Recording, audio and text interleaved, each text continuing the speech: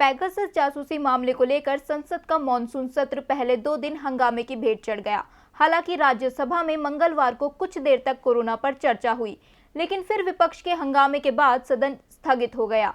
बकरीद की छुट्टी के बाद आज संसद सत्र का तीसरा दिन था और संसद सत्र के तीसरे दिन विपक्ष पेगासस, महंगाई और कोरोना समेत कई मुद्दे के साथ सरकार को घेरने को तैयार था। तो कैसा रहा सत्र का तीसरा दिन, जानने के लिए देखिए रिपोर्ट।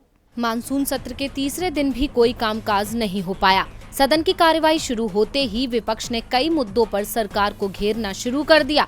कांग्रेस के सांसद वी मनिकम टैगोर ने कृषि कानूनों के खिलाफ किसानों के लंबे आंदोलन के बारे में चर्चा के मुद्दे पर लोकसभा में स्थगन प्रस्ताव का नोटिस दिया और सरकार को इस कानून को वापस लेने के लिए कहा। इसके अलावा कांग्रेस के लोकसभा सांसद मनीष तिवारी ने पेगासस मुद्दे पर सदन में स्थगन प्रस्ताव का नोटिस दिया।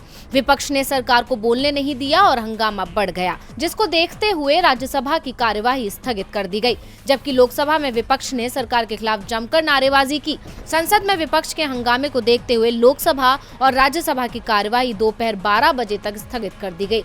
इसके बाद संसद की कार्यवाही शुरू होते ही राज्यसभा की कार्यवाही विपक्षी दलों के विरोध की भेंट चढ़ गई। राज्यसभा में सूचना तकनीकी मंत्री अश्विनी वैष्णव जब पेगासस पर स्टेटमेंट देने के लिए खड़े हुए तो टीएमसी के सांसद शांतनु सेन ने उनके हाथ से पेपर छीनकर फाड़ा और उपसभापति की तरफ उछाल दिया, जिसके बाद सदन में जमकर हंगामा होने लगा और मामले को बढ़ता देख सदन की कार्यवाही कल तक के लिए स्थगित कर दी गई। जबकि लोकसभा में किसान बिल वापसी और स्पूनिंग को लेकर जबरदस्त हंगामा हुआ। डीवी लाइव की रिपोर्ट।